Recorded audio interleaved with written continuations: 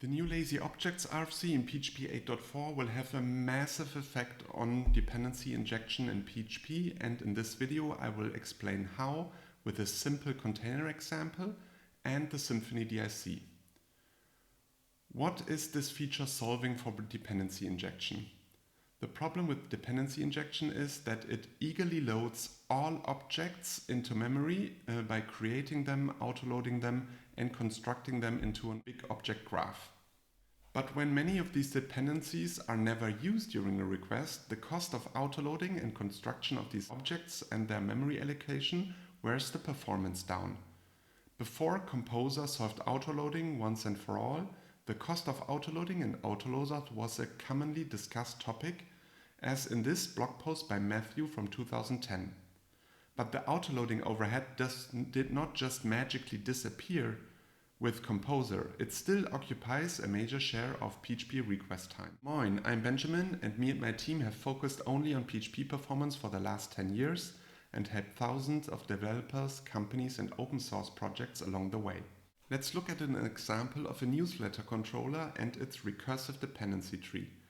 All objects need to be autoloaded, created, and their constructor being called. And then they are nested into each other. In this case, we have the newsletter controller on top and the newsletter manager and entity manager as direct dependencies. And they each have different other dependencies, like the newsletter manager uses a mailer object, and the entity manager from Doctrine requires the event manager, configuration, the proxy factory, and essentially many more objects that are not shown here. With lazy loading, we can cut the object graph and the objects are not instantiated before they are used. In this example here, we are configuring both the newsletter manager and the entity manager to be lazy objects, meaning that they are only constructed virtually to look like entity managers and newsletter managers, but they are not actually being constructed, so their constructor is not being called, and all the dependencies for the constructor are also not passed to them.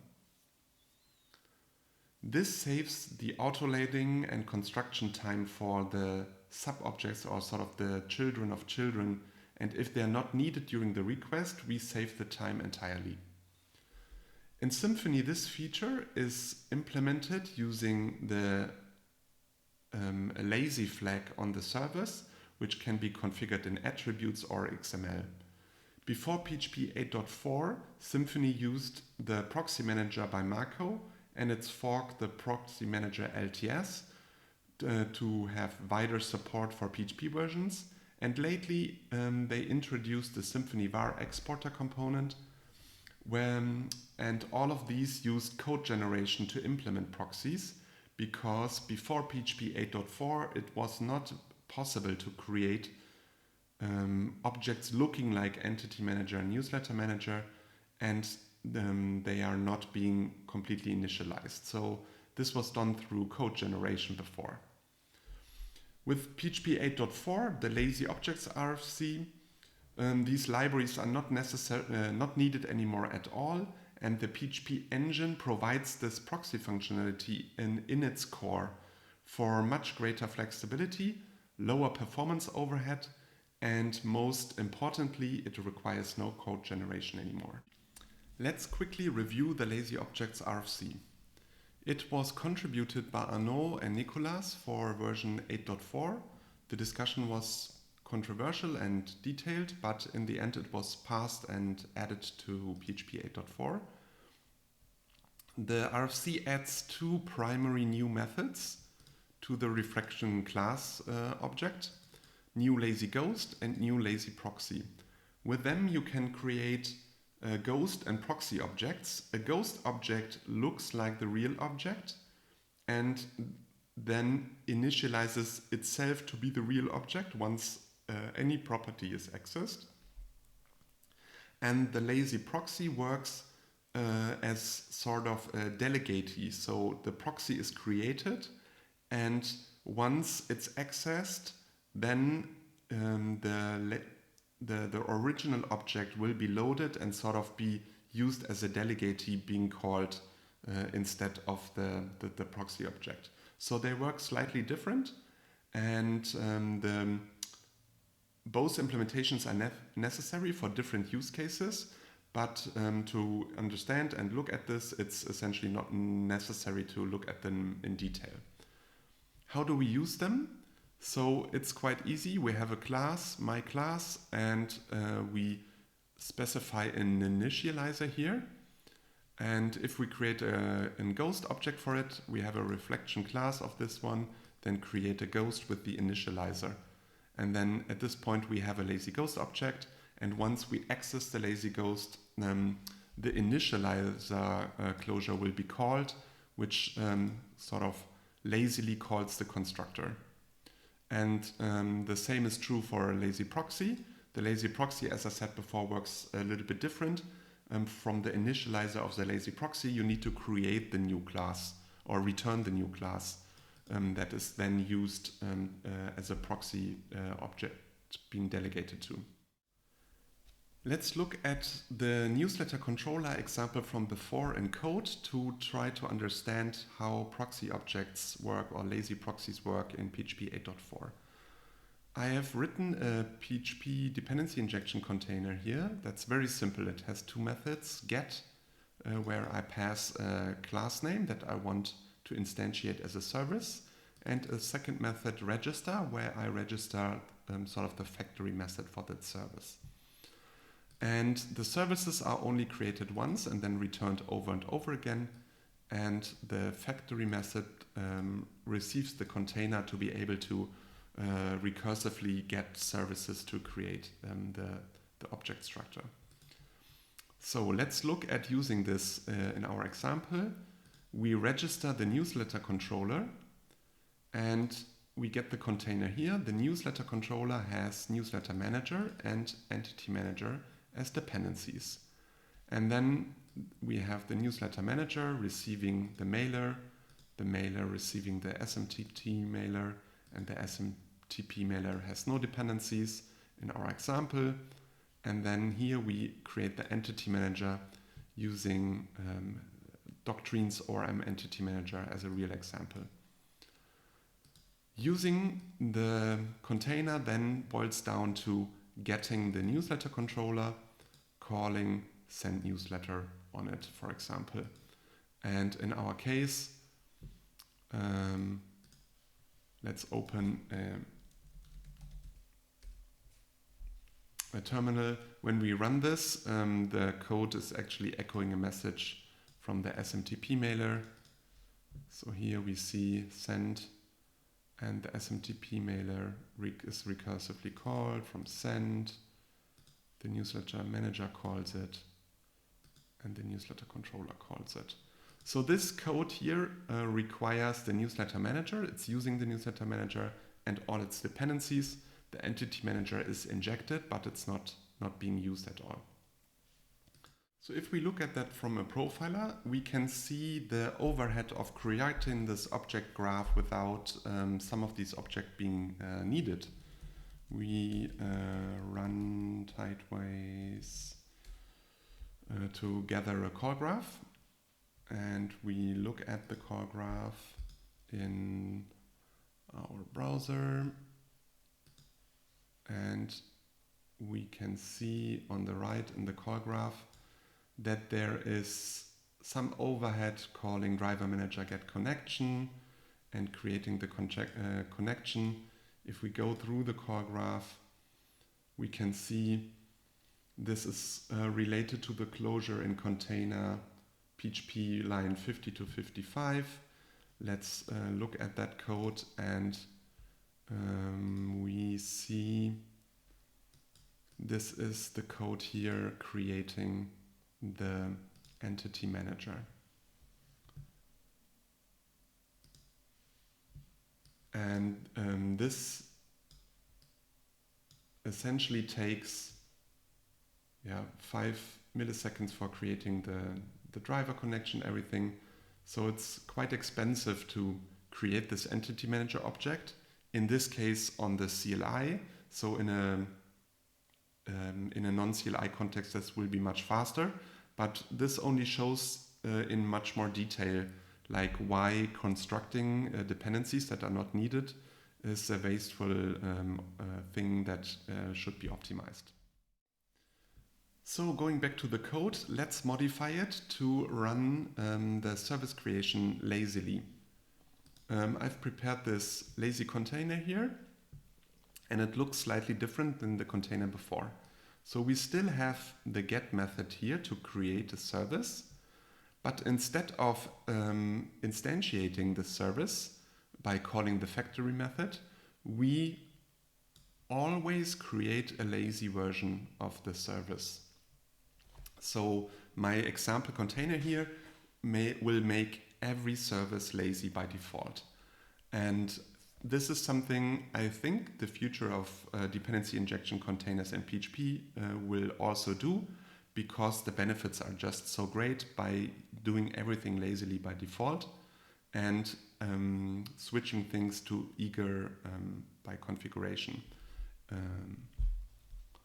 So we have the reflection class, call new lazy proxy here, and then the initializer calls the create method for the service. And this is the method that the previous container used, and it was the get method there. So here we have the actual creation of the services only when the lazy proxy is initialized, and nothing else changed. So this is quite a simple transition to make the container completely lazy, and it's transparent to the code. Nothing else has to change. So the code still calls get here and runs the send newsletter method. So let's switch to a terminal and run the lazy container PHP file with 8.4.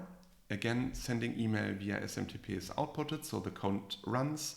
All the newsletter controller, manager, mailer, and SMTP mailer are used to generate the result, and the entity manager is not used. And to verify how this looks, we now run this again in the profiler to see what methods are being called.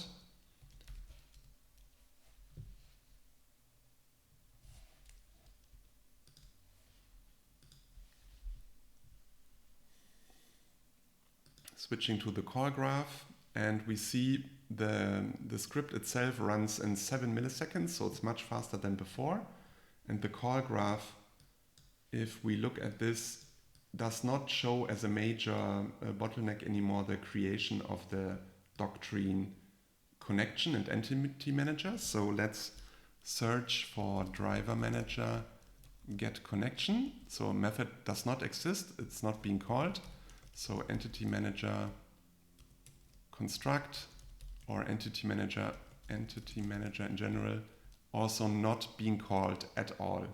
So what happens here is the lazy proxy feature from PHP prevents the entity manager from actually being created. We only see sort of a virtual proxy dummy object in the code at runtime, which is not being used. So what about the newsletter controller? So the newsletter controller is constructed. Let's see the factory method here, construct. It's called from the parent at lazy container line 50, container create. So we see here that newsletter controller is being constructed, and then if we recursively look into that, we see that the parent method for this is newsletter controller send newsletter actually. So that is quite a weird way of a call graph.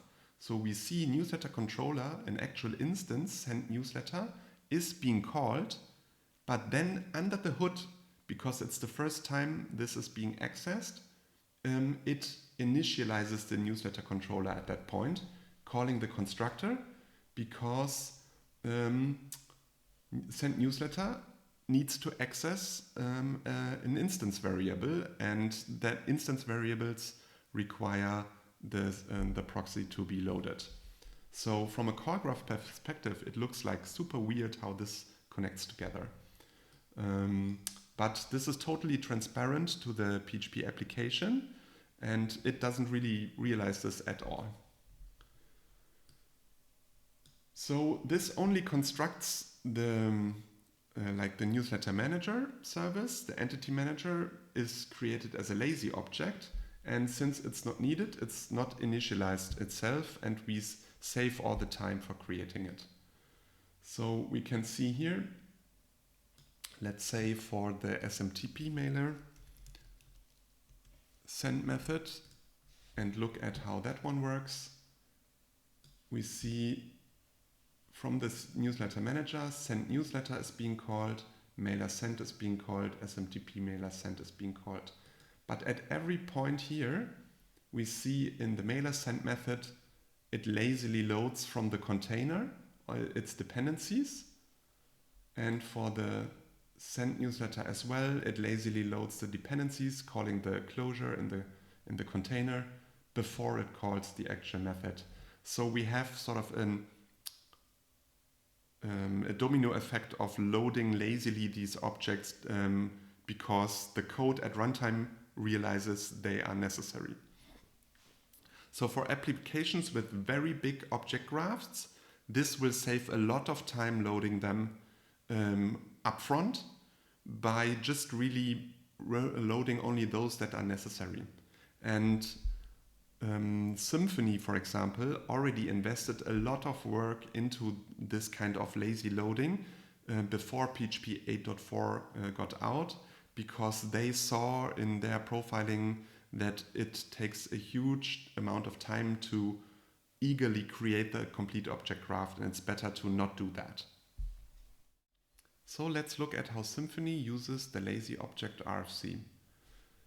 I mentioned before that lazy services were a feature of Symfony Dependency Injection even before PHP 8.4 came out.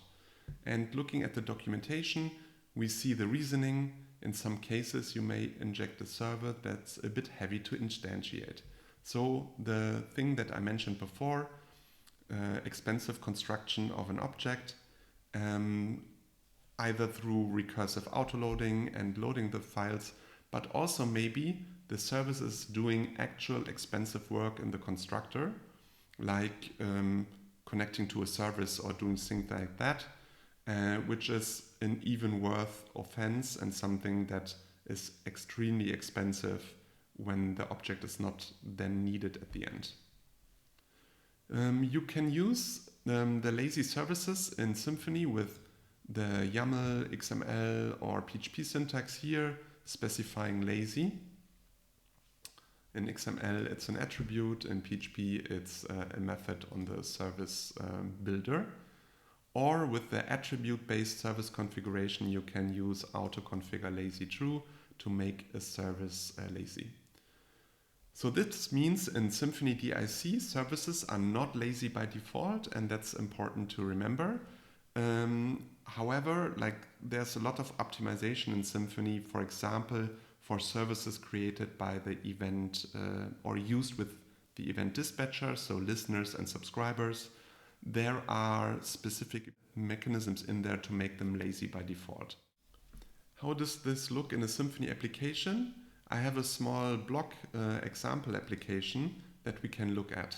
So we have the block controller here, some services, it's doing some work. So let's try to find out which services are configured to be lazy, and we can do that by opening up the container debug XML in Symfony, which is generated. So what we can do here now, it contains all the services as an XML definition, and then we can search for lazy true, and we can see that it automatically added the lazy setting to post repository, domain repository. So repositories are being made lazy, and then we will also look at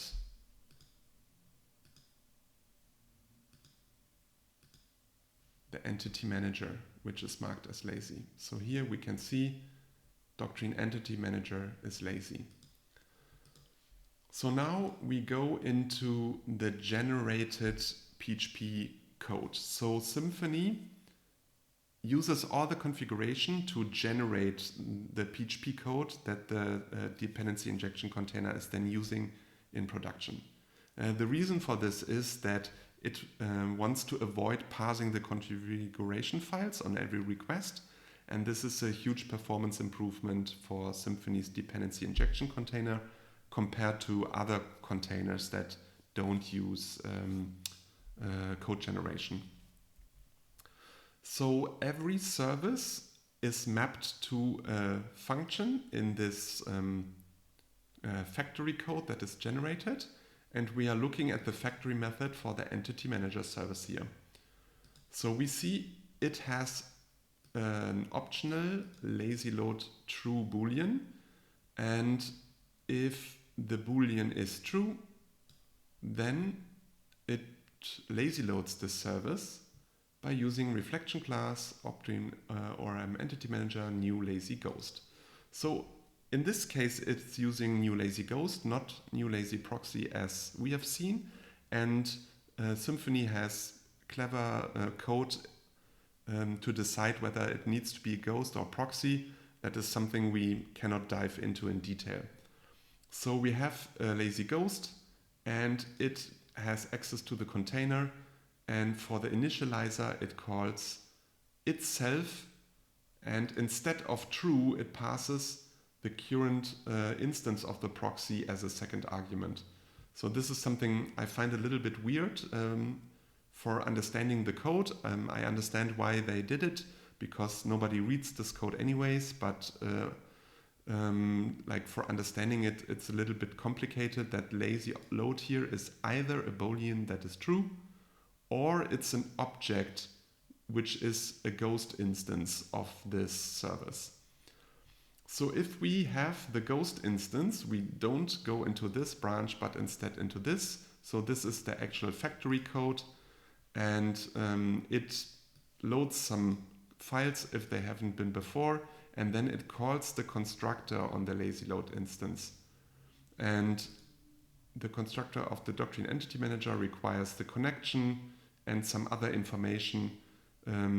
We have seen that before in our own service code. So Entity Manager requires the connection and the configuration object. And this is essentially the same code like in our example, but the code generated Symfony code that adds just like all the complex and powerful functionality that Symfony provides. But in the end, it's the same. So we have this lazy Doctrine Entity Manager here, and when the Entity Manager is not used, then it will not be constructed at runtime, saving all the autoloading and construction cost in your application. I hope you learned something about the Lazy Objects RFC in this video, and how dependency injection containers will benefit from its functionality by like skipping the unnecessary autoloading and object graph creation. This is not the only use case that you can use the Lazy Objects RFC for. There's another video on this channel where I explain how to use it for an ORM by using Doctrine as an example. And if you like to watch performance-related content for PHP, please subscribe to our newsletter, which will give you access to new videos like this, and also the content on our blog. You will find the subscription link down in the description. See you!